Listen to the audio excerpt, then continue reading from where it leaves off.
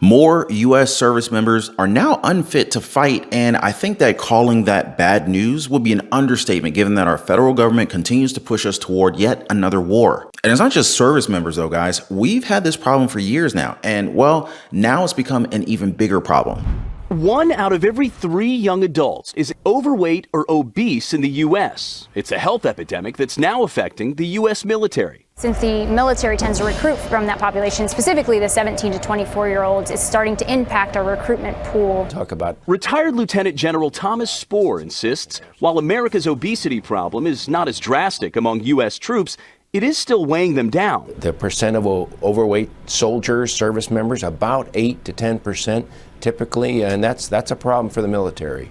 A national security problem, according to Spear. Does this make us less safe? Does it make the military less ready? It does. This is part of a trend that if it continues, we will be unable to recruit the number of people we need for our military. Note that he said 8 to 10% of our military, right? This footage was from half a decade ago. Today, that number has now ballooned to 68%. Unbelievable. Now, this is a huge problem. No pun intended, all right? But it's absolutely insane to think of since these are the people who's supposed to be protecting the nation, right? And you have the president of the United States going on national television saying that we can handle 2 wars at once. No problem. And are the wars in Israel and Ukraine more than the United States can take on at the same time? We're the United States of America, for God's sake.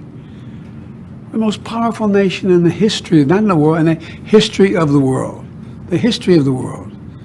We can take care of both of these and still maintain our overall international defense. well, can you guys say the same thing now? Tell you what, let's do it in the comments. If you think that we're ready for any conflict with any nation in the world, comment the word fit in the comment section down below. If not, comment the word unfit. And while you guys are at it, make sure to smash the like button for the video and subscribe to the channel. Turn on all notifications so that you are sure to get the latest updates that you're not going to get anywhere else. I really appreciate the support, you guys. But getting back on track, right? So this update that our service members are not in peak physical condition, it's something that's not being shouted all over the world, you know? I mean, this is not necessarily something that they want to brag about. Now, I'm betting that the military is doing its absolute best to keep this thing a little hush-hush under wraps, but there's another side of the coin here. I want to change topics just for a second and talk about quiet winning. Now, there's something about quiet people who make progress without the need to shout it all over social media. Now, don't get me wrong.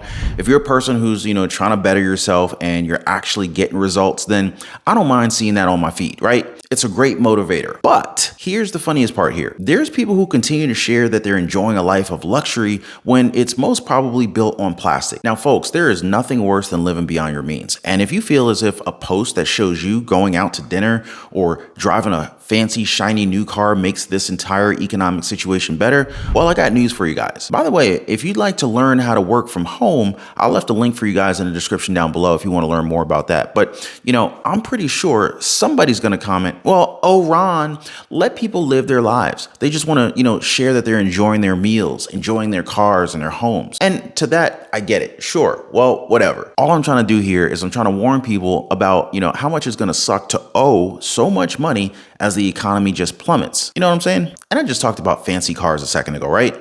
Well, look at this, guys. Subprime auto loan delinquencies are now hitting record highs. Yeah, that doesn't sound too good, does it? The most recent high was recorded in 1996 when the delinquency rate was at 6%. That number just hit 6.1%. September of this year. And again, guys, this is the year where our country continues to make records for all the wrong reasons. Now, just look at this chart right here. That's pretty staggering to see, huh? Although there is some good news, the prime loans are doing a-okay for now. Now, I'm saying that because who knows how expensive gas will be in the future, right? How about car parts? How about more layoffs? I mean, there's a lot of factors that are going on, so I just can't say that things will be fine for everyone so long as we're in this mess.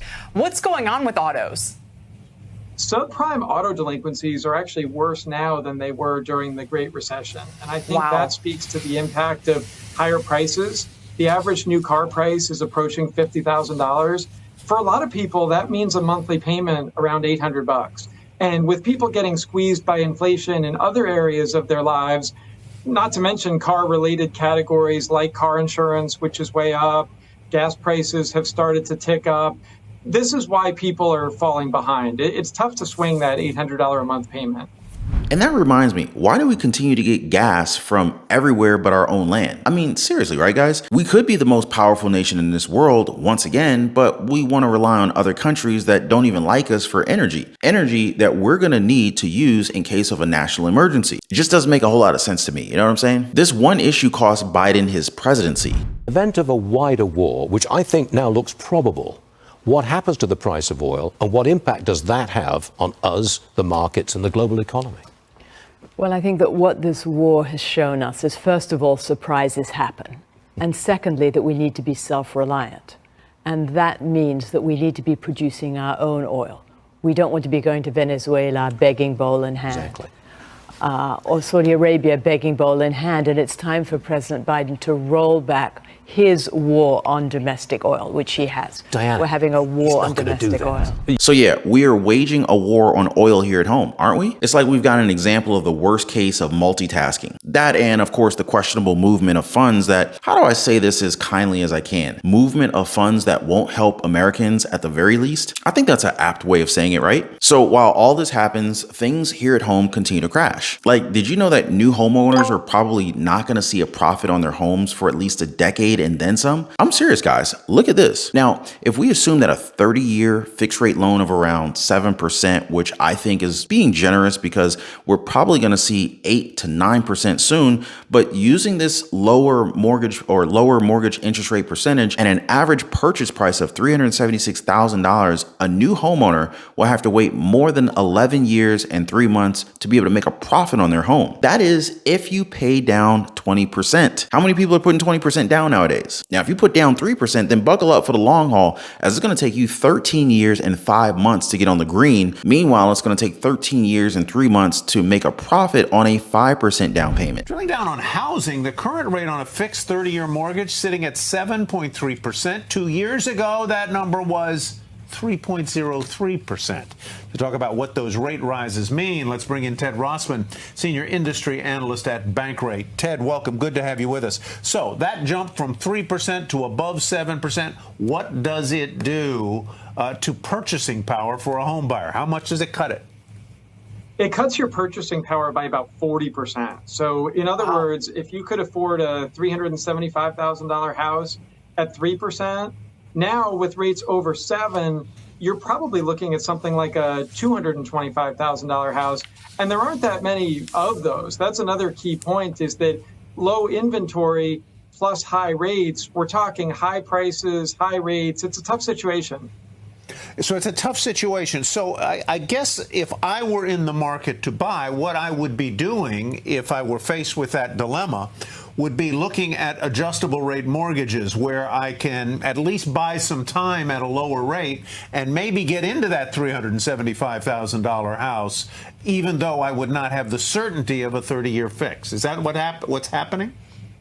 Some people are talking about dating the rate and marrying the house, as in you're betting on refinancing down the road.